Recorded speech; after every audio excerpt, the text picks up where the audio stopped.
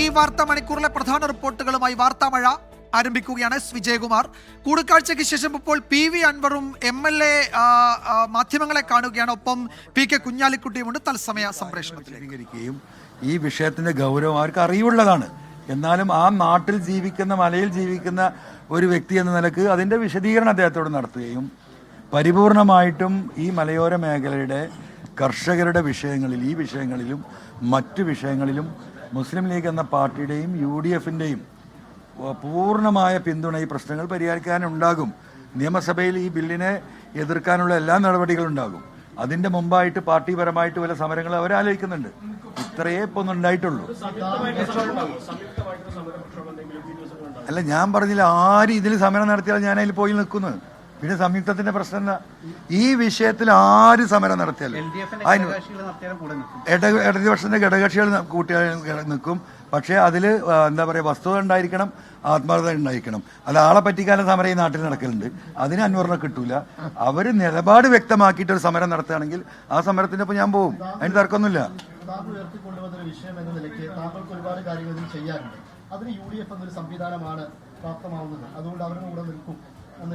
പിന്നെ ഈ ഞാൻ ചോദിക്കട്ടെ, ഈ പിണറായിസത്തിന്റെ ബാക്കി പത്രമാണല്ലോ ഈ പറയുന്നതൊക്കെ. ഈ ദുരന്തം ഉണ്ടാക്കുന്ന ആരാ? ഇത് കേന്ദ്ര ഗവൺമെന്റാണ് വനത്തിന്റെ വലിയ എന്താ പറയുക ഓണർഷിപ്പ് ഉള്ളത്. സ്റ്റേറ്റിന് പരിമിതി ഉണ്ട് എന്നുള്ളത് വസ്തുതയാണ്. കേന്ദ്രമാണ് പ്രശ്നം ഉണ്ടാക്കുന്നത്. ഞങ്ങൾ എന്ത് ചെയ്യുമെന്ന് പറയുന്ന മുഖ്യമന്ത്രിയും കൈമലർത്തുന്ന വനമന്ത്രിയുടെ മുന്നിൽ സംസ്ഥാന ഗവൺമെന്റിന്റെ സംസ്ഥാന വന നിയമത്തിലാണ് ഈ അമെൻമെന്റ് വരുന്നത്. അതിന്റെ ഉത്തരവാദിത്വം ഈ ഗവൺമെന്റിന് മാത്രമാണ്. അപ്പോൾ അതിൽ നിന്ന് അവർക്ക് മാറി നിൽക്കാൻ പറ്റുമോ? അപ്പൊ സ്വാഭാവികമായിട്ടും ആ ഗവൺമെന്റിനെ താഴെ ഇറക്കാൻ പരിശ്രമിക്കുന്ന ആരവിടെ? PK കുഞ്ഞാലിക്കുട്ടിയുമായി നടത്തിയ കൂടിക്കാഴ്ചയ്ക്ക് ശേഷമാണ് PV അൻവർ മാധ്യമങ്ങളെ കണ്ടത്. നേരത്തെ PK കുഞ്ഞാലിക്കുട്ടി ഈ വിഷയത്തിൽ പ്രതികരിച്ചിരുന്നു. അദ്ദേഹത്തിന്റെ പ്രതികരണത്തിലേക്ക്. കർഷകരുടെ പ്രശ്നമാണ് ഇന്ന്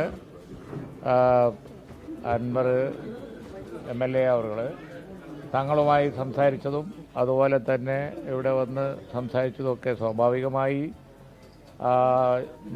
കൃഷിക്കാരുടെ, മലയോര മേഖലയിൽ ജീവിക്കുന്ന ജനങ്ങളുടെ, ഒരു വളരെ സാധാരണക്കാരായ ആളുകളുടെ ഗൗരവമുള്ള പ്രശ്നം. ആ പ്രശ്നത്തോട് പാർട്ടിക്ക് വളരെ അനുഭവമാണ്. ആ പ്രശ്നത്തിൽ നിങ്ങൾക്കറിയാം, വർഷങ്ങളായി പരാതി ഒരു പരിഹാരവും ഇല്ലാതെ തുടർന്നുകൊണ്ടിരിക്കുന്ന വിഷയത്തിൽ നമ്മൾ കമ്മിറ്റഡാണ്.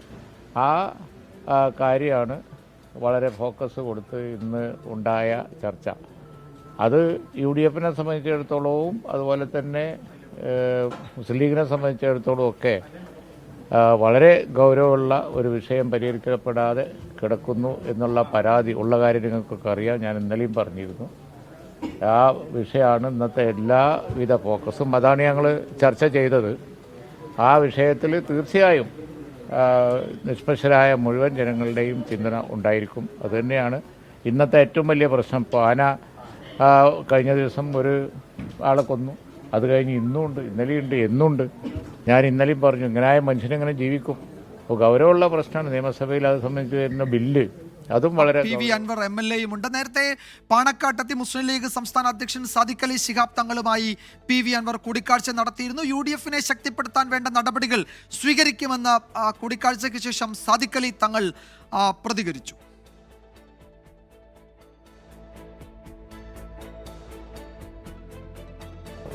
പാണക്കാട്ടെത്തിയത് രാഷ്ട്രീയം ചർച്ച ചെയ്യാനല്ല എന്നായിരുന്നു PV അൻവറിന്റെ പ്രതികരണം. മുന്നണി പ്രവേശം UDF തീരുമാനിക്കട്ടെ എന്നും PV അൻവർ കൂട്ടിച്ചേർത്തു. വിപിൻ C വിജയൻ വിശദാംശങ്ങൾ നൽകും മലപ്പുറത്തുനിന്ന്. വിപിൻ, ഇന്ന് PV അൻവറിന് തിരക്കിട്ട ചർച്ചകളുടെ ദിവസമാണല്ലോ. ഇന്നലെ ആ കേസിൽ ജാമ്യം കിട്ടി പുറത്തിറങ്ങി.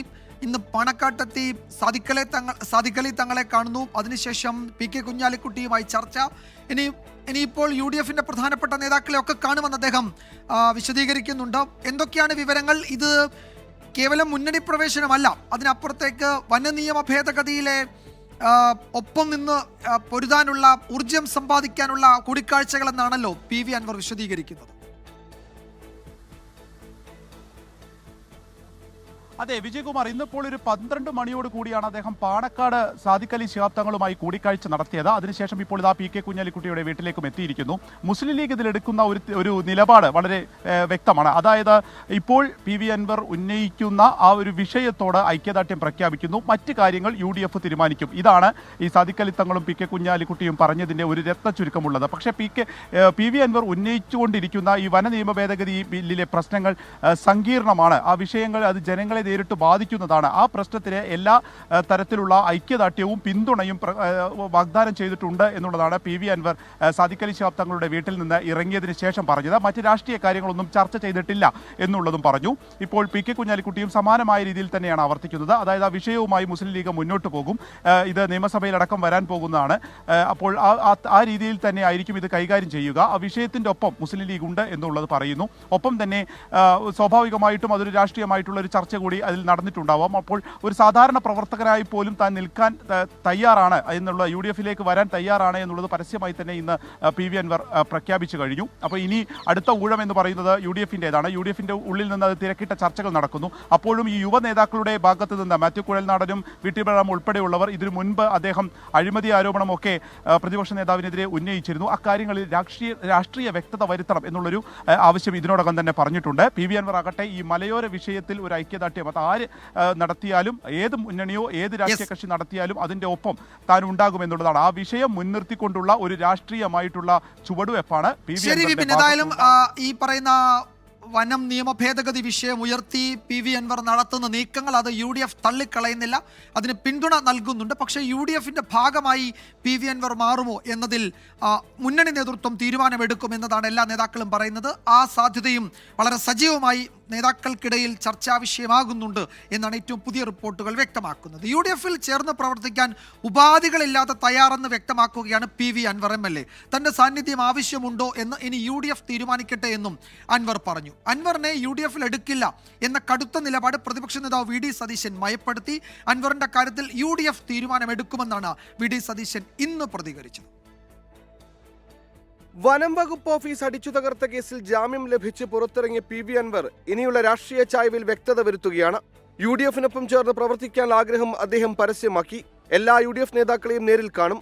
അറസ്റ്റിലായപ്പോൾ പിന്തുണ നൽകിയതിന് നന്ദി പറയും. അവർ നൽകിയ സപ്പോർട്ട് നമ്മൾ സ്വാഭാവികമായിട്ടും അതിൻ്റെ തിരിച്ച് സപ്പോർട്ട് പറയുള്ളൂ.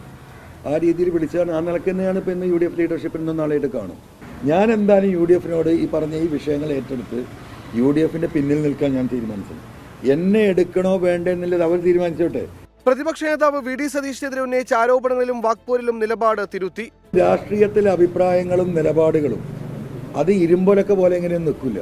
പൊതുസമൂഹം ഒന്നടങ്കം ഒരു വിഷയത്തെ നേരിടുമ്പോൾ, പ്രതിസന്ധിയെ നേരിടുമ്പോൾ ഞാൻ പണ്ടത് പറഞ്ഞല്ലോ എന്ന് പറഞ്ഞിട്ട് ആ വടിയും പിടിച്ചല്ല നിൽക്കേണ്ടത്. എന്നാൽ അൻവർ മുമ്പ് സ്വീകരിച്ച നിലപാടുകളിൽ രാഷ്ട്രീയ വ്യക്തത വരുത്തണമെന്ന് മാത്യു കുഴൽനാടൻ MLA. ഞാൻ ചേലക്കര തെരഞ്ഞെടുപ്പിന്റെ ചുമതല ഉണ്ടായിരുന്ന ഒരാളാണ്. അപ്പൊ ആ സമയത്ത് അദ്ദേഹം സ്വീകരിച്ച രാഷ്ട്രീയ നിലപാടുകളുണ്ട്. അതൊക്കെ ആ നിലപാടൊന്നും ഒരിക്കലും കോൺഗ്രസ് ഉൾക്കൊള്ളുന്ന അല്ലെങ്കിൽ കോൺഗ്രസിനോ UDF-നോ ഉൾക്കൊള്ളാൻ കഴിയുന്ന നിലപാടല്ല. ഒരു പൊളിറ്റിക്കൽ ക്ലാരിറ്റി വരുത്തിയാൽ അതിന്റെ ഒരു പ്രോസസ്സിൽ കോൺഗ്രസും UDF-ഉം പരിഗണിക്കേണ്ട ഒരു വിഷയമാണ് എന്നാണ് ഞങ്ങൾക്ക് ഈ ഘട്ടത്തിൽ പറയാം. ഇനി ഊഴം UDF-ന്റേതാണ്. കോൺഗ്രസിലും മുസ്ലിം ലീഗ് ഉൾപ്പെടെയുള്ള പ്രധാന കക്ഷികളിലും സജീവമായ ചർച്ചയാണ് നടക്കുന്നത്. 24 മലപ്പുറം. കണ്ണൂർ റിജിത്ത് വധക്കേസിൽ 9 RSS BJP പ്രവർത്തകർക്കും ജീവപര്യന്തം, പ്രതികൾക്ക് 1,10,000 രൂപ പിഴയും വിധിച്ച് തലശ്ശേരി ജില്ലാ അഡീഷണൽ സെഷൻസ് കോടതി. കൊലപാതകം നടന്ന് 19 വർഷത്തിനു ശേഷമാണ് ശിക്ഷാവിധി വന്നത്. കൊലപാതക രാഷ്ട്രീയം നടത്തുന്നവർക്കുള്ള പാഠമാണ് വിധിയെന്ന് റിജിത്തിന്റെ അമ്മ ജാനകിയും വധശിക്ഷ ലഭിക്കുമെന്നാണ് കരുതിയതെന്ന് സഹോദരിയും പ്രതികരിച്ചു.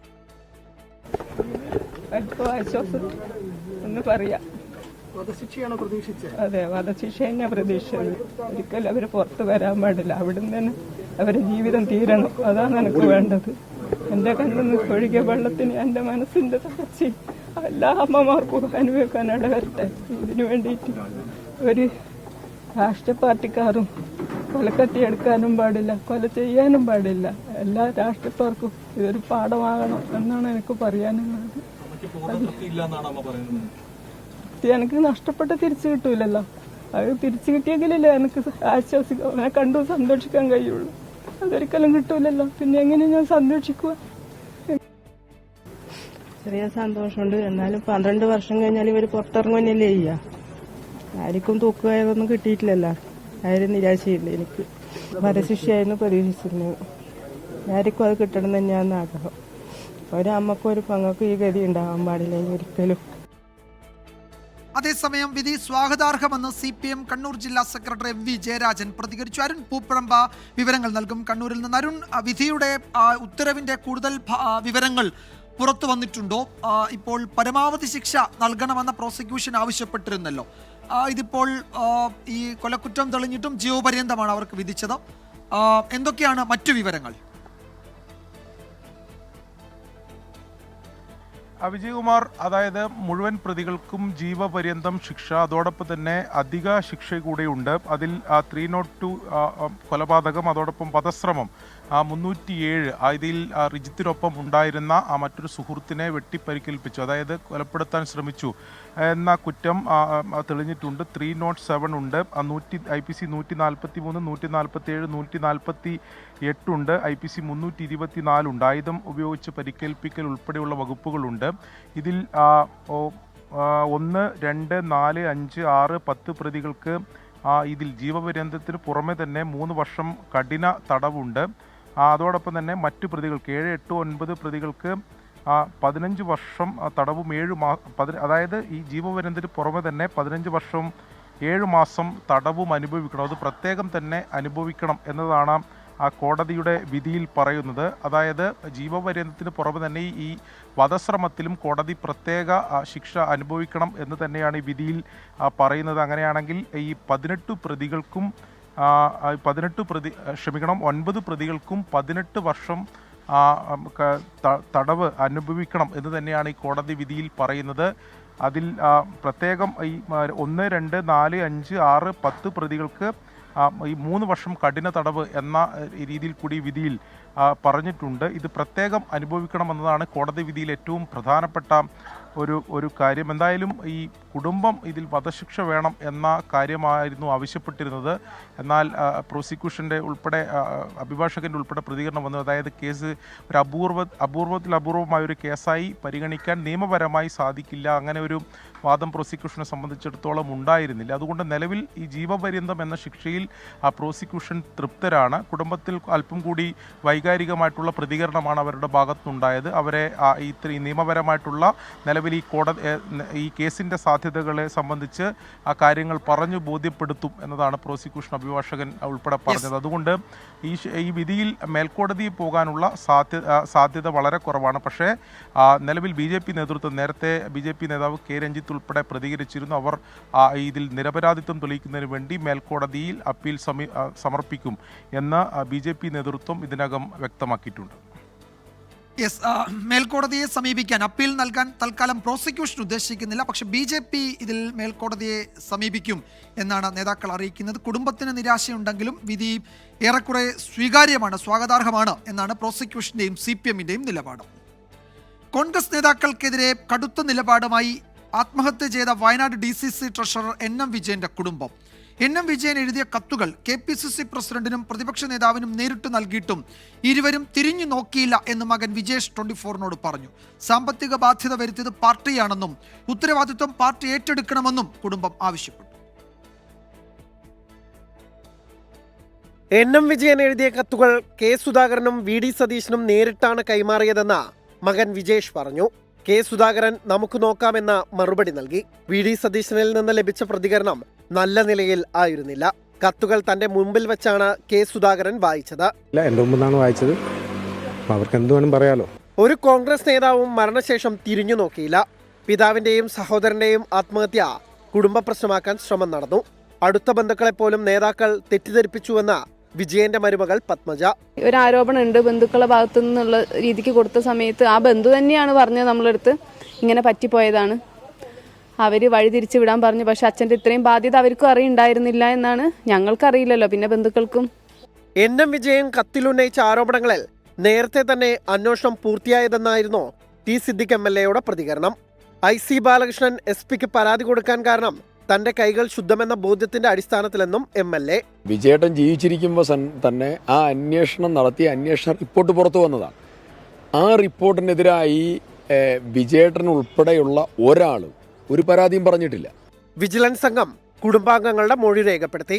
ആത്മഹത്യാക്കുറിപ്പിൽ പരാമർശിക്കുന്ന മുഴുവൻ പേരെയും ചോദ്യം ചെയ്യാനാണ് അന്വേഷണ സംഘത്തിന്റെ നീക്കം. 24 വയനാട്. അതേസമയം ആരോപണങ്ങളെക്കുറിച്ച് പാർട്ടി അന്വേഷിക്കുകയാണെന്ന് പ്രതിപക്ഷ നേതാവ് വി ഡി സതീശൻ പറഞ്ഞു. കത്ത് കിട്ടിയില്ല എന്ന് താൻ ഇതുവരെ പറഞ്ഞിട്ടില്ല. NM വിജയന്റെ കുടുംബം മോശമായി സംസാരിച്ചെന്നും വി ഡി സതീശൻ പറഞ്ഞു. അത് പാർട്ടി അന്വേഷിക്കുകയാണ്. എൻ്റെ അടുത്ത് ഒരു 2 ദിവസം മുമ്പാണ് ഈ ഒരു കത്ത് കൊണ്ടുവന്ന് തന്നത്. ഞാൻ അവരോട് വിശദമായിട്ട് അത് ചോദിച്ചറിഞ്ഞു. എനിക്ക് അവ്യക്തതയുള്ള ചില ഭാഗം ഞാൻ അവരോട് പറഞ്ഞു. അവ്യക്തതയുണ്ട്, എന്താണെന്ന് ചോദിച്ചു. വിശദമായി അവരുമായിട്ട് ചോദിച്ചറിഞ്ഞു. ഞാൻ ആ കത്ത് കിട്ടിയിട്ടില്ല എന്ന് ഇതുവരെ പറഞ്ഞിട്ടില്ല. ഇപ്പോഴാണ് ഞാൻ ആദ്യമായിട്ട് അതിനോട് പ്രതികരിക്കുന്നത്. ഞാനൊരു മോശമായിട്ടും പെരുമാറിയില്ല. ഞാൻ അവർ പറഞ്ഞത് ക്ലാരിറ്റി ഇല്ല എന്ന് ഞാൻ പറഞ്ഞതാണ്. ഞാൻ പറഞ്ഞത് ശരിയാണ്. നിങ്ങൾ ആ കത്ത് വായിച്ചു നോക്ക്. ആ കത്തിലെ ചില ഭാഗങ്ങൾ നമുക്ക് മനസ്സിലാകുന്നില്ല, നിങ്ങൾക്ക് മനസ്സിലാവില്ല. പിന്നെ അവരെന്നോട് BJP-ക്കാർ പണം തരാമെന്ന് പറഞ്ഞിട്ടുണ്ട്, CPM-കാർ പണം തരാമെന്ന് പറഞ്ഞിട്ടുണ്ട് എന്നൊരു രീതിയിൽ സംസാരിച്ചു. ഏത് അപ്പോൾ ഒരു ഭീഷണിയുടെ രൂപത്തിൽ അവരെന്നോട് സംസാരിച്ചു. മറ്റൊരു പ്രധാന റിപ്പോർട്ടിലേക്ക്. വയനാട് പുൽപ്പള്ളി അമഴക്കുനിയിൽ ഇറങ്ങിയ കടുവയെ പിടികൂടാൻ വനം വകുപ്പ് കൂട് സ്ഥാപിച്ചു. കടുവ പ്രദേശത്തെ തോട്ടത്തിലുണ്ട് എന്നാണ് നാട്ടുകാർ പറയുന്നത്. സുർജിത്ത് അയ്യപ്പത്ത് തയ്യാറാക്കിയ റിപ്പോർട്ടിലേക്ക്. പുൽപ്പള്ളി അമരക്കുനിയിലാണ് കടുവ സാന്നിധ്യം ഉണ്ടായിരിക്കുന്നത്. ഇത് തോട്ടം മേഖലയാണ്. തോട്ടം മേഖലയിൽ പാപ്പച്ചൻ എന്നു പേരുള്ള ആളുടെ വീട്ടിൽ നിന്ന് ആടിനെയാണ് പിടിച്ചുകൊണ്ടുപോയത്. അങ്ങനെ ഇന്ന് പുലർച്ചെ 3:30 കൂടിയാണ് ആ സംഭവം ഉണ്ടായത്. ആ പുലർച്ചെ കൊണ്ടുപോയി അതിനുശേഷം അത് വലിച്ചിഴച്ച് കൊണ്ടുപോയി കൊല്ലുകയായിരുന്നു. ഇതിനിടയിൽ ഇന്ന് രാവിലെ കടുവയെ കണ്ടവരുണ്ട്. ജെസ്സി എന്ന് പറയുന്ന സ്ത്രീ കടുവയെ കണ്ടു. വനംവകുപ്പ് ഉദ്യോഗസ്ഥർ കടുവയെ ഓടിക്കുന്നതാണ് കണ്ടത്. ആ കടുവ അത്യാവശ്യം വലുപ്പമുള്ള വലിയ കടുവയാണ് എന്നുള്ള തരത്തിലുള്ള വിവരമാണ് നമുക്ക് ലഭ്യമാവുന്നത്. തുടർന്ന് വനംവകുപ്പ് ഉദ്യോഗസ്ഥരുടെ ജാഗ്രത ഈ പ്രദേശത്തുണ്ട്. ഇത് പുൽപ്പള്ളി മേഖലയിലാണ് ഈ സംഭവം ഉണ്ടായിട്ടുള്ളത്. പുൽപ്പള്ളി ചെതലയം റേഞ്ചിന് കീഴിലാണ് ഈ പ്രദേശമുള്ളത്. തൊട്ടപ്പുറത്ത് കുറിച്യാട് വനമേഖലയാണ്, കർണാടകയോട് ചേർന്നുള്ള വനമേഖലയാണ്. മാത്രമല്ല അതിന് അപ്പുറത്ത് ഈ കന്നാരംപുഴ എന്ന് പറയുന്ന പുഴയുണ്ട്. ആ പുഴ കടന്നാൽ പൂർണ്ണമായും വനമാണ്. ആ വനത്തിൽ നിന്നൊക്കെയാകാം ഈ കടുവ വന്നത് എന്നുള്ള സംശയമാണ് ഉള്ളത്. അത് എന്തായാലും നേരത്തെയും ഈ പ്രദേശത്ത് കടുവ സാന്നിധ്യം ഉള്ള മേഖലയാണ് എന്നുള്ള നാട്ടുകാർ പറയുന്നുണ്ട്. ഏതാണ്ട് 1 വർഷം മുമ്പ്, കഴിഞ്ഞ വർഷം ഇതിൻ്റെ അടുത്ത പ്രദേശത്ത് കടുവ ഇറങ്ങി കന്നുകാലികളെ കൊല്ലുന്ന ഒരു സ്ഥിതി ഉണ്ടായിരുന്ന ഒരു പ്രദേശം കൂടിയാണ്.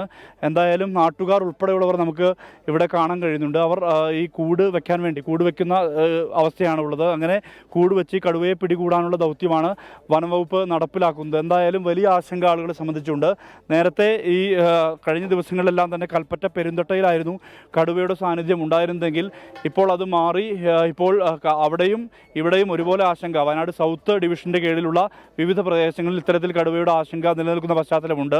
ഈ പശ്ചാത്തലത്തിലാണ് ഇപ്പോൾ ഇത്തരത്തിൽ കൂടുവെക്കാനുള്ള സമീപനത്തിലേക്ക് വനംവകുപ്പ് എത്തിയിരിക്കുന്നത്. ഇന്ന് രാവിലെ DFO അജിത് കെ രാമൻ ഇവിടേക്ക് എത്തി, ഇവിടെ സന്ദർശിച്ചിരുന്നു. ഇവിടെ സന്ദർശിച്ച ശേഷമാണ് മറ്റ് നടപടികൾ സ്വീകരിച്ചത്. അതായത് കൂടുവെക്കാനുള്ള അടിയന്തര നടപടി അദ്ദേഹം പ്രഖ്യാപിക്കുകയായിരുന്നു. മാത്രമല്ല നൈറ്റ് പട്രോളിംഗ് അടക്കം ഏർപ്പെടുത്തുമെന്നുള്ളതാണ് പറഞ്ഞത്. ഇവിടുത്തെ ഫോറസ്റ്റ് സ്റ്റേഷനിൽ തന്നെയാണ് കൂട് എത്തിച്ചിരിക്കുന്നത്. കൂട് എത്തിച്ച് ഇനി ഒടുവിൽ കടുവയെ പിടികൂടണം എന്നുള്ള ദൗത്യമാണ് ഇപ്പോൾ വനംവകുപ്പ് അത്തരത്തിലുള്ള ആ ഒരു ദൗത്യത്തിലേക്കാണ് വനംവകുപ്പ് കടന്നിരിക്കുന്നത്. മനു ദാമോദരനൊപ്പം സുർജിത്ത് അയ്യപ്പത്ത്, 24 വയനാട്. കർണാടകയിലെ തുംകൂരിൽ പുലിയെ നാട്ടുകാരൻ അതിസാഹസികമായി കീഴടക്കി. ആനന്ദ് എന്നയാളാണ് പുലിയെ പിടികൂടിയത്. വനം വകുപ്പ് അധികൃതർ സ്ഥലത്തെത്തി പിടികൂടാൻ ശ്രമിക്കുന്നതിനിടെ പുലി കുതറിയോടുകയായിരുന്നു. ആ ദൃശ്യങ്ങളിലേക്ക്.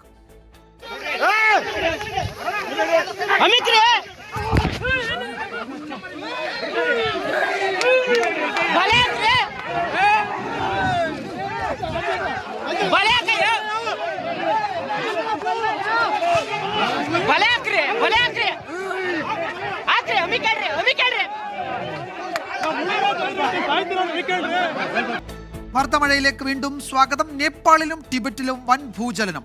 7.1 തീവ്രത രേഖപ്പെടുത്തിയ ഭൂചലനത്തിൽ 53 പേർ മരിച്ചു. മേഖലയിൽ കനത്ത നാശനഷ്ടമാണ് ഉണ്ടായത് എന്ന് പ്രാദേശിക മാധ്യമങ്ങൾ റിപ്പോർട്ട് ചെയ്തു. ടിബറ്റിലെ വടക്ക് കിഴക്കൻ അതിർത്തി മേഖലയാണ് പ്രഭവ കേന്ദ്രം.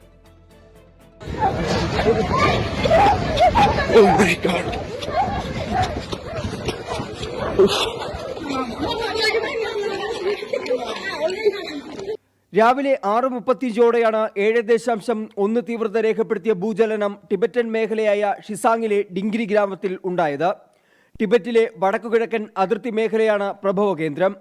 ഇതേ മേഖലയിൽ തുടർ ഭൂചലനങ്ങൾ ഉണ്ടായതായും റിപ്പോർട്ടുണ്ട്. മേഖലയിലാകെ കനത്ത നാശനഷ്ടമാണ് ഉണ്ടായിരിക്കുന്നതെന്ന് പ്രാദേശിക മാധ്യമങ്ങൾ റിപ്പോർട്ട് ചെയ്തു. 100-ലധികം പേർക്കാണ് പരിക്കേറ്റത്. ദുരന്തത്തിന് പിന്നാലെ ദൗത്യസംഘമെത്തി രക്ഷാപ്രവർത്തനം ആരംഭിച്ചു. പടിഞ്ഞാറൻ ചൈനയോട് ചേർന്ന പ്രദേശമായതിനാൽ സ്ഥിതിഗതികൾ നിരീക്ഷിക്കാൻ ചൈന ഡ്രോൺ സംവിധാനം ഏർപ്പെടുത്തി. ടിബറ്റൻ മേഖലയിലെ ഭൂചലനത്തിനു പിന്നാലെ നേപ്പാളിലെ കാഠ്മണ്ഡുവിലും ബീഹാറിലും ഡൽഹിയിലും ബംഗാളിലും പ്രകമ്പനം അനുഭവപ്പെട്ടു. നേപ്പാളിൽ ഭീഷണി നേരിടുന്ന മേഖലകളിൽ നിന്നും നിരവധി പേരെ തുറസായ സ്ഥലങ്ങളിലേക്ക് മാറ്റിപ്പാർപ്പിച്ചു. ഇന്ത്യയിൽ ഇതുവരെ നാശനഷ്ടങ്ങളോ ആളപായമോ റിപ്പോർട്ട് ചെയ്തിട്ടില്ല. 24 ഡൽഹി. രാജ്യത്ത് HMV വൈറസ് കേസുകളുടെ എണ്ണം 7ആയി. മഹാരാഷ്ട്രയിലാണ് ഏറ്റവും ഒടുവിൽ രോഗബാധ കണ്ടെത്തിയത്. കേരളത്തിൽ ആശങ്ക വേണ്ടെന്ന് ആരോഗ്യമന്ത്രി വീണ ജോർജ് പറഞ്ഞു. നാഗ്പൂരിൽ 7 വയസ്സുകാരനും 13 വയസ്സുകാരിക്കുമാണ് HMV വൈറസ് സ്ഥിരീകരിച്ചത്. കുട്ടികൾ ആശുപത്രി വിട്ടെങ്കിലും നിരീക്ഷണത്തിലാണെന്ന് മഹാരാഷ്ട്ര സർക്കാർ വ്യക്തമാക്കി. കേരളത്തിൽ HMV വൈറസ് വ്യാപനത്തിൽ ആശങ്ക വേണ്ടെന്ന് മന്ത്രി വീണ ജോർജ് വ്യക്തമാക്കി. ജനിതകമാറ്റം വന്ന പുതിയ വൈറസല്ല ഇതെന്നും നിലവിലെ സാഹചര്യം നിരീക്ഷിക്കുന്നുണ്ടെന്നും ആരോഗ്യമന്ത്രി പറഞ്ഞു. നമ്മൾ യാത്ര ചെയ്യുന്നവരാണല്ലോ, മാസ്ക് ധരിക്കുന്നത് അഭികാമ്യമാണ്. അത് ആരൊക്കെ ധരിക്കണം? പ്രത്യേകിച്ച് ഗർഭിണികൾ, പ്രായമുള്ളവർ, ഗുരുതര രോഗങ്ങളുള്ളവർ മാസ്ക് ധരിക്കുന്നത് നല്ലതാണ് എന്നുള്ളതാണ്. ഇത് നമുക്ക് ഏത് രോഗത്തെയും ഇങ്ങനെയുള്ള പകർച്ച പനികളെയൊക്കെ തന്നെ പ്രതിരോധിക്കാനായിട്ട് സാധിക്കും. കഴിഞ്ഞ വർഷം കേരളത്തിൽ 20ഓളം പേരിൽ വൈറസ് ബാധ കണ്ടെത്തിയെന്ന് സംസ്ഥാനത്തെ പ്രമുഖ ലാബുകളിൽ ആരോഗ്യവകുപ്പ് നടത്തിയ അന്വേഷണത്തിൽ വ്യക്തമായിട്ടുണ്ട്. തിരുവനന്തപുരത്തെ ഇൻസ്റ്റിറ്റ്യൂട്ട് ഓഫ് അഡ്വാൻസ് വൈറോളജിയിൽ മാത്രം 11 കേസുകൾ കഴിഞ്ഞ വർഷം സ്ഥിരീകരിച്ചിട്ടുണ്ട്. വൈറസ് സാന്നിധ്യം കണ്ടെത്തിയ എല്ലാവരും രോഗമുക്തിയും നേടി. അതിനാൽ അമിത ആശങ്ക ഇപ്പോൾ ആവശ്യമില്ല. കേന്ദ്ര ആരോഗ്യ മന്ത്രാലയവും ഇതേ നിലപാടിലാണ്. ചൈനയിലെ വൈറസ് വകഭേദമാണോ ഇന്ത്യയിൽ റിപ്പോർട്ട് ചെയ്തത് എന്നറിയാൻ പരിശോധന പുരോഗമിക്കുകയാണെന്നും കേന്ദ്ര ആരോഗ്യ മന്ത്രാലയവും ICMR-ഉം അറിയിച്ചു. വിവിധ ബ്യൂറോകൾക്കൊപ്പം മുംബൈയിൽ നിന്നും ശ്രീനാഥ് ചന്ദ്രൻ, 24. സർവകലാശാല വൈസ് ചാൻസലർ നിയമനങ്ങളിൽ പിടിമുറുക്കി കേന്ദ്രം. വൈസ് ചാൻസലർമാരുടെ നിയമനത്തിനുള്ള പൂർണ്ണ അധികാരം ചാൻസലറായ ഗവർണർക്ക് നൽകിക്കൊണ്ട് UGC ചട്ടങ്ങൾ പരിഷ്കരിച്ചു.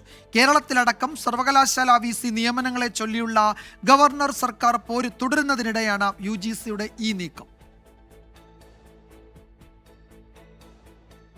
രാജ്യത്തെ സർവകലാശാല വൈസ് ചാൻസലർമാരുടെ നിയമനത്തിനുള്ള പൂർണ്ണ അധികാരം ചാൻസലറായ ഗവർണർക്ക് നൽകുന്നതാണ് UGCയുടെ പുതിയ പരിഷ്കാരം. അധ്യാപകരുടെയും അക്കാദമിക് സ്റ്റാഫുകളുടെയും നിയമനത്തിനും സ്ഥാനക്കയറ്റത്തിനുമുള്ള പരിഷ്കരിച്ച കരട് ചട്ടങ്ങളിലാണ് ഗവർണർക്ക് പൂർണ്ണ അധികാരം നൽകിയിരിക്കുന്നത്. വൈസ് ചാൻസലർ നിയമനത്തിനുള്ള സെർച്ച് കമ്മിറ്റി അധ്യക്ഷനെയും ഇനി ഗവർണർക്ക് നിർദ്ദേശിക്കാം. വൈസ് ചാൻസലർ സ്ഥാനത്തേക്ക് 5 പേരുകൾ സെർച്ച് കമ്മിറ്റിക്ക് ചാൻസലറുടെ പരിഗണനയ്ക്ക് വിടാം. ഈ പേരുകളിൽ ഒരാളെ ചാൻസലർക്ക് VC-യായി നിയമിക്കാം. പുനർനിയമനത്തിനും അനുമതിയുണ്ട്. കേന്ദ്ര സംസ്ഥാന സർവകലാശാലയ്ക്ക് പുതിയ ചട്ടം ബാധകമാണ്. ഇതിനു വിരുദ്ധമായി നടത്തുന്ന VC നിയമനം അസാധുവാക്കുമെന്നും UGC ചട്ടങ്ങളിൽ പറയുന്നു. നിയമനം പ്രാബല്യത്തിൽ വന്നാൽ സംസ്ഥാന സർക്കാരിന് കനത്ത തിരിച്ചടിയാകും. 2018 UGC വിജ്ഞാപനത്തിൽ നിയമനാധികാരം ആർക്കെന്ന് കൃത്യമായി രേഖപ്പെടുത്താതിരുന്നത് സർക്കാർ ഗവർണർ പോരിന് വഴിവെച്ചിരുന്നു. കേരളത്തിന് പുറമെ തമിഴ്നാട്ടിലും ബംഗാളിലും ഗവർണർ സർക്കാർ പോര് നിലനിൽക്കുന്നുണ്ട്. 24 ഡൽഹി. കായികമേളയിൽ 2 സ്കൂളുകളെ വിലക്കിയത് പുനഃപരിശോധിക്കുമെന്ന് വിദ്യാഭ്യാസ മന്ത്രി വി ശിവൻകുട്ടി. കുട്ടികളുടെ അവസരം നിഷേധിക്കില്ല. മാർ ബേസിലിന്റെയും നാവാ മുകുന്ദയുടെയും അപേക്ഷ പരിഗണിക്കുമെന്നും മന്ത്രി പറഞ്ഞു. അവരുടെ ഇത് കുറ്റം സമ്മതിച്ചുകൊണ്ട് നൽകിയ അപേക്ഷയുടെ അടിസ്ഥാനത്തിൽ കുട്ടികളുടെ ഭാവിക്ക് ഒരു പ്രശ്നം ഉണ്ടാവാതിരിക്കുന്ന രൂപത്തിലുള്ള നടപടി സ്വീകരിക്കുന്നതിനെ സംബന്ധിച്ചിടത്തോളമാണ് വളരെ വേഗതയിൽ തന്നെ എടുത്ത നടപടി സംബന്ധിച്ചിടത്തോളം പുനരാലോചിക്കുന്ന കാര്യം പൊതുവിദ്യാഭ്യാസ വകുപ്പിന്റെ പരിഗണനയിലാണ്. പത്തനംതിട്ടയിലെ നഴ്സിംഗ് വിദ്യാർത്ഥിനി അമ്മു സജീവന്റെ മരണത്തിൽ ചുട്ടിപ്പാറ നഴ്സിംഗ് കോളേജ് മുൻ principal Abdul Salam, vice principal Saji Joseph എന്നിവരെ സസ്പെൻഡ് ചെയ്തു. ആരോഗ്യ സർവകലാശാല അന്വേഷണ സമിതിയുടെ പരിശോധനയുടെ അടിസ്ഥാനത്തിലാണ് ഈ നടപടി. സംഭവവുമായി ബന്ധപ്പെട്ട് പ്രിൻസിപ്പലിനെ നേരത്തെ സ്ഥലം മാറ്റിയിരുന്നു. ചുട്ടിപ്പാറ നഴ്സിംഗ് കോളേജ് വിദ്യാർത്ഥി അമ്മു സജീവന്റെ മരണത്തിൽ പ്രിൻസിപ്പലിനടക്കം ഉത്തരവാദിത്തമുണ്ടെന്ന് കുടുംബം ആരോപിച്ചിരുന്നു. ആരോഗ്യ സർവകലാശാലയുടെ അന്വേഷണ സമിതി ഇത് പരിശോധിച്ചിരുന്നു. സമിതി റിപ്പോർട്ടിന്റെ അടിസ്ഥാനത്തിലാണ് പ്രിൻസിപ്പലായിരുന്ന Abdul Salam, vice principal Saji Joseph എന്നിവരെ സർവകലാശാല ഇപ്പോൾ സസ്പെൻഡ് ചെയ്തത്. നേരത്തെ പ്രിൻസിപ്പലിനെ ചുട്ടിപ്പാറ നഴ്സിംഗ് കോളേജിൽ നിന്ന് സ്ഥലം മാറ്റിയിരുന്നു. അമ്മുവിനെ മാനസികമായി പീഡിപ്പിച്ചുവെന്ന് കുടുംബം ആരോപിക്കുന്ന വൈസ് പ്രിൻസിപ്പൽ സജി ജോസഫിനെതിരെ കേസെടുക്കണമെന്ന ആവശ്യമുണ്ട്. വൈസ് പ്രിൻസിപ്പലിനെ പ്രതി ചേർക്കാൻ ആവശ്യമായ തെളിവുകൾ പരിശോധിച്ചു വരികയാണെന്നാണ് അന്വേഷണ ചുമതലയുള്ള പത്തനംതിട്ട ഡിവൈഎസ്പി നന്ദകുമാറിന്റെ പ്രതികരണം. 24 പത്തനംതിട്ട. സമൂഹ മാധ്യമങ്ങളിലൂടെ അപകീർത്തികരമായ പരാമർശം നടത്തിയെന്ന പരാതിയിൽ ചലച്ചിത്ര നടി ഹണി റോസിന്റെ മൊഴി രേഖപ്പെടുത്തി.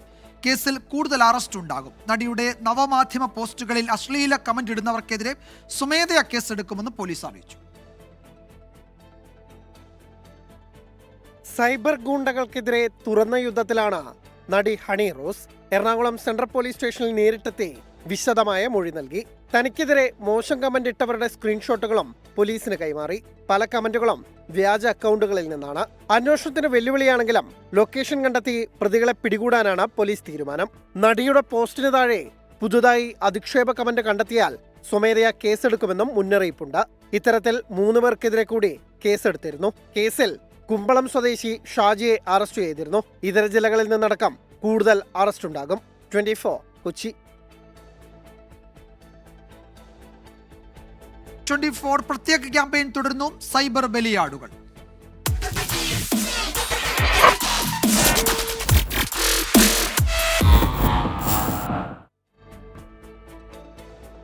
സൈബർ ആക്രമണങ്ങൾ ജീവിതത്തിൽ പലപ്പോഴും വലിയ വേദനയുണ്ടാക്കിയിട്ടുണ്ടെന്ന് CPM സംസ്ഥാന കമ്മിറ്റി അംഗം ഡോക്ടർ ചിന്താ ജെറോം. ചിന്തിക്കാത്ത രീതിയിലുള്ള കമന്റുകൾ കണ്ട് കരഞ്ഞിട്ടുണ്ട്. വ്യക്തിഹത്യ നടത്തുന്ന ഇത്തരക്കാർക്കെതിരെ നടപടി വേണമെന്നും ചിന്താ ജെറോം 24നോട് പറഞ്ഞു. സമീപകാലത്ത് സമൂഹമാധ്യമങ്ങളിൽ ഏറ്റവും അധികം സൈബർ വേട്ടയ്ക്ക് വിധേയയാക്കപ്പെട്ട ആളാണ് CPIM സംസ്ഥാന കമ്മിറ്റി അംഗം ഡോക്ടർ ചിന്താ ജെറോം. വിമർശനങ്ങൾ അതിരുവിട്ട് വ്യക്തിജീവിതത്തെ പോലും ബാധിച്ച നിരവധി അനുഭവങ്ങൾ ഉണ്ടായിട്ടുണ്ടെന്ന് ചിന്താ ജെറോം. നമ്മളെ അറിയാത്ത ആളുകളല്ലേ നമ്മളെ ഇങ്ങനെ വിമർശിക്കുന്നത്. ഒന്ന് മുഖമില്ലാത്ത കൂട്ടങ്ങൾ, മുഖം മൂടി കൂട്ടങ്ങൾ, ഇവരൊക്കെ ഇങ്ങനെ വിമർശിക്കുകയാണ്. തകർന്നു പോയ പല പെൺകുട്ടികളെയും ഞാൻ കണ്ടിട്ടുണ്ട്. സൈബർ അറ്റാക്കിങ്ങിനെ തുടർന്ന് ജീവിതത്തിൽ കരഞ്ഞിട്ടുണ്ട്. നമ്മുടെ SFIയുടെ രക്തസാക്ഷി അഭിമന്യു കൊല ചെയ്യപ്പെടുകയാണ്. ആ സമയത്ത് ഞാൻ ഒരു ഫേസ്ബുക്ക് പോസ്റ്റ് ഇട്ടു. സൗഹൃദം പൂക്കണ്ട കലാലയങ്ങളിൽ ഇത്തരം സംഭവങ്ങൾ ഉണ്ടാകുന്നത് നിർഭാഗ്യകരമാണ്. പക്ഷെ പൊതുവേ കേരളത്തിൻ്റെ ക്യാമ്പസുകളിൽ സമാധാന അന്തരീക്ഷമാണ് നിലവിലുള്ളത്.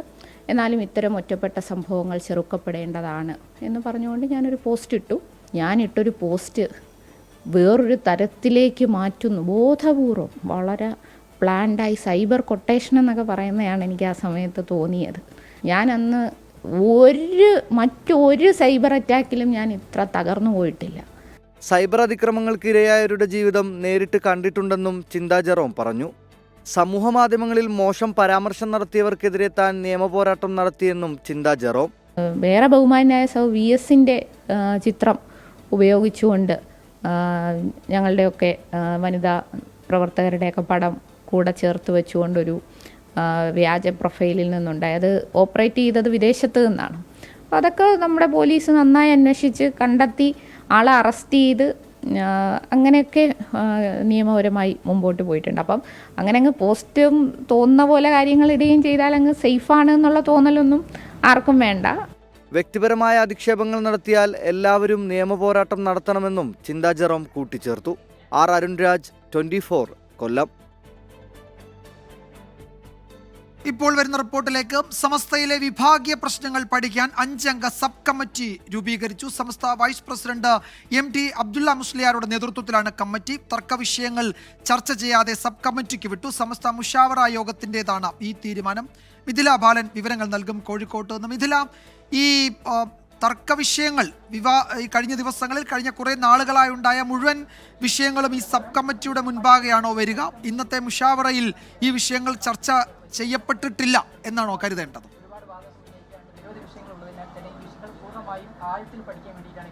വിജയകുമാർ, ഇന്നത്തെ മുഷാവറ യോഗത്തിൽ ഈ ഒരു പ്രശ്നങ്ങൾ ചർച്ച ചെയ്തിട്ടില്ല. ഈ വിഷയങ്ങൾ ചർച്ച ചെയ്യാനായിരുന്നു ഇത്തരത്തിലുള്ളൊരു മുഷാവറ ചേർന്നത്. എന്നാൽ സമസ്തയുടെ 100ാം വാർഷികവുമായി ബന്ധപ്പെട്ട കാര്യങ്ങളാണ് ചർച്ച ചെയ്തത്. ഈ വിഷയങ്ങൾ വന്നപ്പോൾ തന്നെ ഒരു സബ് കമ്മിറ്റി, 5 അംഗ സബ് കമ്മിറ്റി രൂപീകരിച്ച് ആ സബ് കമ്മിറ്റി ഇത് വിഷയം പഠിച്ചതിന് ശേഷം എന്താണ് ഇക്കാര്യത്തിലുള്ള തുടർ നടപടി എന്ന് തീരുമാനിക്കാമെന്നാണ് മുഷാവറ യോഗത്തിൽ തീരുമാനിച്ചിട്ടുള്ളത്. സമസ്ത വൈസ് പ്രസിഡന്റ് MT അബ്ദുള്ള മുസ്ലിയാരുടെ നേതൃത്വത്തിലാണ് ഈ ഒരു 5-അംഗ സമിതി ഈ വിഷയം പഠിക്കുക. തർക്ക വിഷയങ്ങൾ എന്ന് പറഞ്ഞാൽ ഈ സമസ്തയ്ക്കുള്ളിലെ ലീഗ് അനുകൂല വിരുദ്ധ പ്രശ്നങ്ങൾ കഴിഞ്ഞ കുറച്ചു നാളായി, വിജയകുമാർ സൂചിപ്പിച്ചതുപോലെ തന്നെ കഴിഞ്ഞ കുറച്ചു നാളായി സമസ്തയ്ക്കുള്ളിൽ ഈ ഒരു പ്രശ്നമുണ്ട്. പാണക്കാട് സാദിഖലി ശിഹാബ് തങ്ങൾക്കെതിരായ ഉമർ ഫൈസി മുക്കത്തിന്റെ പരാമർശം, മാത്രമല്ല സമസ്തയ്ക്ക് സമാന്തരമായ ഒരു കമ്മിറ്റി രൂപീകരിച്ചുകൊണ്ടുള്ള പ്രവർത്തനം, ഇതെല്ലാം തന്നെയായിരുന്നു ലീഗ് അനുകൂല വിരുദ്ധ പക്ഷത്തിന്റെ പ്രശ്നങ്ങൾക്കും അല്ലെങ്കിൽ വിമർശനങ്ങൾക്കും വിഭാഗീയതയ്ക്കും എല്ലാം കാരണമായത്. ഈ പ്രശ്നങ്ങളെല്ലാം തന്നെ നേരത്തെ സൂചിപ്പിച്ചതുപോലെ തന്നെ സമസ്തയ്ക്കുള്ളിലെ മുഴുവൻ പ്രശ്നങ്ങളും ഈ ലീഗുമായി ബന്ധപ്പെട്ട ലീഗ് അനുകൂല വിരുദ്ധ വിഭാഗങ്ങൾ ഉന്നയിക്കുന്ന എല്ലാ പ്രശ്നങ്ങളും ഈ 5-അംഗ സമിതി പഠിക്കും. ഈ ഒരു സമിതിയുടെ റിപ്പോർട്ടിന് ശേഷമായിരിക്കും ഈ വിഷയത്തിൽ എന്ത് തീരുമാനം എടുക്കണം എന്ന് തീരുമാനിക്കുക. ഇപ്പോഴും മുഷാവറ യോഗം പുരോഗമിച്ചുകൊണ്ടിരിക്കുകയാണ് ഇവിടെ. വിജയകുമാർ. യെസ്, സമസ്തയിലെ ലീഗ് അനുകൂല ലീഗ് വിരുദ്ധ വിഭാഗങ്ങൾ ഉന്നയിക്കുന്ന വിഭാഗീയ സ്വഭാവമുള്ള മുഴുവൻ പ്രശ്നങ്ങളും പരിശോധിക്കാൻ വേണ്ടിയാണ് ഈ സബ് കമ്മിറ്റി രൂപീകരിച്ചിരിക്കുന്നത്. സമസ്ത വൈസ് പ്രസിഡന്റ് നേതൃത്വം നൽകുന്ന ഈ സബ് കമ്മിറ്റിയാണ് ഈ തർക്ക വിഷയങ്ങൾ ചർച്ച ചെയ്യുന്നത്. സമസ്ത മുഷാവറ യോഗത്തിൽ ഇതുമായി ബന്ധപ്പെട്ട കൂടുതൽ ചർച്ച നടന്നിട്ടില്ല എന്നാണ് മിഥുല ബാലൻ റിപ്പോർട്ട് ചെയ്യുന്നത് കോഴിക്കോട്ട്. ഓസ്കർ പുരസ്കാരത്തിനുള്ള പ്രാഥമിക പട്ടികയിൽ ആടുജീവിതം എത്തിയതിൽ വലിയ സന്തോഷമെന്ന് സംവിധായകൻ ബ്ലസ്സി. ഇന്ന് രാവിലെയാണ് ഇമെയിൽ വഴി സന്ദേശം ലഭിച്ചത്. തെരഞ്ഞെടുപ്പിൽ മത്സരിക്കുന്നത് പോലെയുള്ള ഒരു പ്രക്രിയയാണിത്. അക്കാദമി അംഗങ്ങൾ വോട്ട് ചെയ്യുമെന്ന് തന്നെയാണ് പ്രതീക്ഷയെന്നും അദ്ദേഹം 24-നോട് പറഞ്ഞു. സംവിധായകൻ ബ്ലസ്സി നമ്മോടൊപ്പം ചേരുകയാണ്. സാർ, ആദ്യമേ സന്തോഷം. ഞങ്ങൾ മലയാളി എന്ന രീതിയിൽ അഭിമാനിക്കുന്നു. സ്വാഭാവികമായിട്ട് ആടുജീവിതം ഓസ്കറിൻ്റെ പ്രധാനപ്പെട്ട സിനിമകളുടെ പ്രാഥമിക പട്ടികയിൽ വന്നു, മികച്ച സിനിമയുടെ എന്നാണ് അറിവ്. എന്താണ് സാർ ആദ്യമായി പറയാനുള്ളത്? വളരെ സന്തോഷമുള്ള കാര്യമാണ്. പക്ഷേ ഇതൊരു തുടക്കം മാത്രമാണ്. ഒരു ഫസ്റ്റ് റൗണ്ട് എന്ന് വേണമെങ്കിൽ പറയാം. ഇനിയാണ് വോട്ടിങ്ങും കാര്യങ്ങളൊക്കെ അക്കാഡമി മെമ്പേഴ്സിൻ്റെ മെയിൻ വോട്ടിങ് നടക്കുന്ന ഒരു ഇതോടാണ്. അത് ഈ 8-ാം തീയതി മുതൽ നാളെ മുതൽ 4 ദിവസത്തേക്ക് ആരംഭിക്കുന്നു. അതിലാണ് നമുക്ക് ഇത്രയധികം ആൾക്കാരെ ഈ സിനിമ എത്തിക്കുക എന്ന് പറയുന്നതാണ് ഇതിൻ്റെ അകത്ത് ഏറ്റവും വലിയ ടാസ്ക് എന്ന് പറയുന്നത്. അതിന് എത്രത്തോളം നമ്മൾ വിജയിക്കാൻ കഴിഞ്ഞിട്ടുണ്ടോ എന്നുള്ളത് അറിയത്തില്ല. നമ്മൾ ലോസ് ആഞ്ചൽസിലും ന്യൂയോർക്കിലും UK ഒക്കെ ആയിട്ട് ഒരുപാട് സ്ക്രീനിങ്ങുകളൊക്കെ നമ്മൾ ചെയ്തിരുന്നു. ഇന്ത്യയിലും പല സ്ഥലത്തും നമ്മൾ സ്ക്രീനിങ് ചെയ്തിരുന്നു.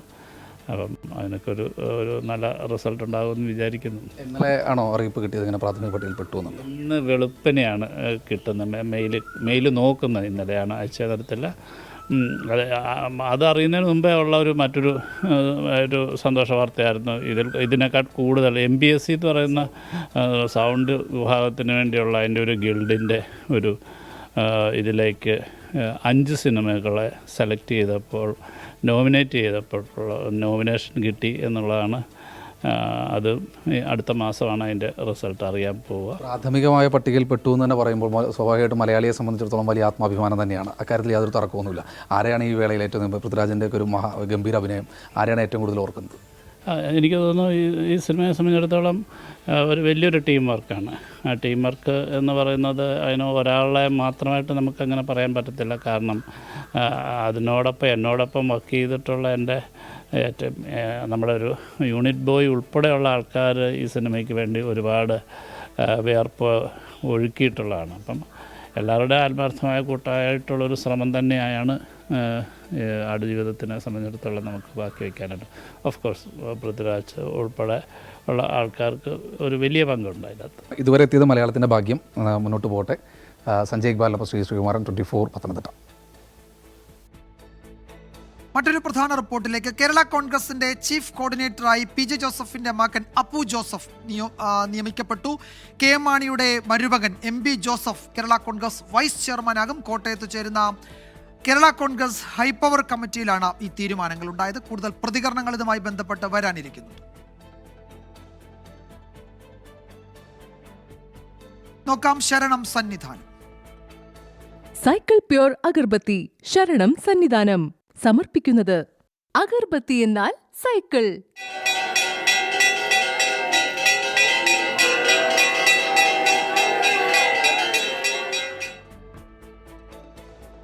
ശബരിമലയിൽ വെർച്വൽ സ്പോട്ട് ബുക്കിംഗുകൾ പരിമിതപ്പെടുത്താൻ തീരുമാനം. മകരവിളക്ക് ദിനത്തിലെ തിരക്ക് മുന്നിൽ കണ്ടാണ് ദേവസ്വം ബോർഡിന്റെ നടപടി. മകരവിളക്ക് പൂജകൾക്കായി നട തുറന്ന ശേഷം കൂടുതൽ തീർത്ഥാടകർ ദർശനം നടത്തിയ ദിവസമായിരുന്നു ഇന്നലെ.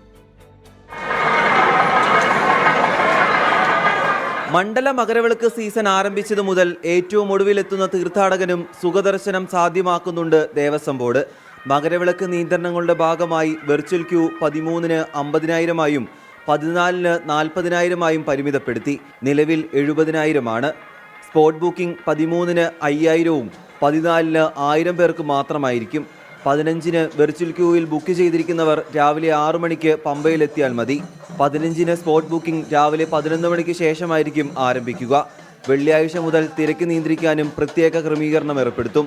മകരവിളക്കിനായി നട തുറന്ന ശേഷം ഏറ്റവും കൂടുതൽ തീർത്ഥാടകർ എത്തിയത് ഇന്നലെയാണ്. 1,02,916 പേരാണ് ദർശനം നടത്തിയത്. പൊന്നമ്പലമേട്ടിൽ മകരവിളക്ക് തെളിയാൻ ഇനി ഒരാഴ്ചയാണ് ബാക്കി. 3 ലക്ഷം തീർത്ഥാടകരെ പ്രതീക്ഷിക്കുന്ന ശബരിമല സന്നിധാനത്ത് ഒരുക്കങ്ങൾ പുരോഗമിക്കുകയാണ്. ഷിജു ചവറയ്ക്കൊപ്പം രാഹുൽ സുരേഷ്, 24 സന്നിധാനം. സന്നിധാനത്തെ ഇന്നത്തെ ചടങ്ങുകൾ നോക്കാം. BLM housing cooperative society limited ശബരിമലയിലെ ചടങ്ങുകൾ സമർപ്പിക്കുന്നത് Bharat Lajna multi state housing cooperative society limited.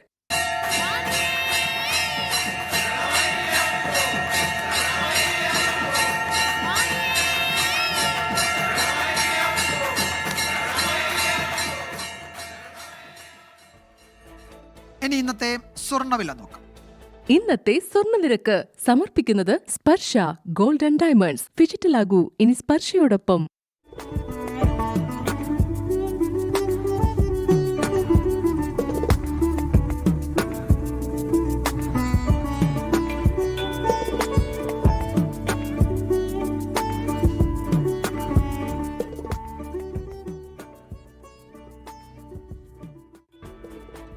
Santhigiri ആശ്രമത്തിലെ ഇ കൊമേഴ്സ് സ്റ്റോളിന്റെ പ്രവർത്തനം തുടങ്ങി. ആശ്രമത്തിൽ നിർമ്മിച്ച പ്രകൃതിദത്ത ഉൽപ്പന്നങ്ങളാണ് ഓൺലൈൻ വഴി വിപണനം നടത്തുന്നത്. ശാന്തിഗിരി ഫെസ്റ്റിനോടനുബന്ധിച്ച് ഈ മാസം 19 വരെ ഉൽപ്പന്നങ്ങൾക്ക് പ്രത്യേക ഡിസ്കൗണ്ടുകളും പ്രഖ്യാപിച്ചു. പ്രകൃതിദത്ത ഉൽപ്പന്നങ്ങൾ വിപണിയിലെത്തിക്കുക എന്ന ലക്ഷ്യത്തോടെയാണ് ശാന്തിഗിരി ആശ്രമത്തിൽ ഇ കൊമേഴ്സ് സ്റ്റോളിന്റെ പ്രവർത്തനം ആരംഭിക്കുന്നത്. ഉദ്ഘാടനം ടെക്നോപാർക്ക് CEO കേണൽ സഞ്ജീവ് നായർ നിർവഹിച്ചു. ശാന്തിഗിരി ആശ്രമത്തിലേക്ക് സ്വാഗതം.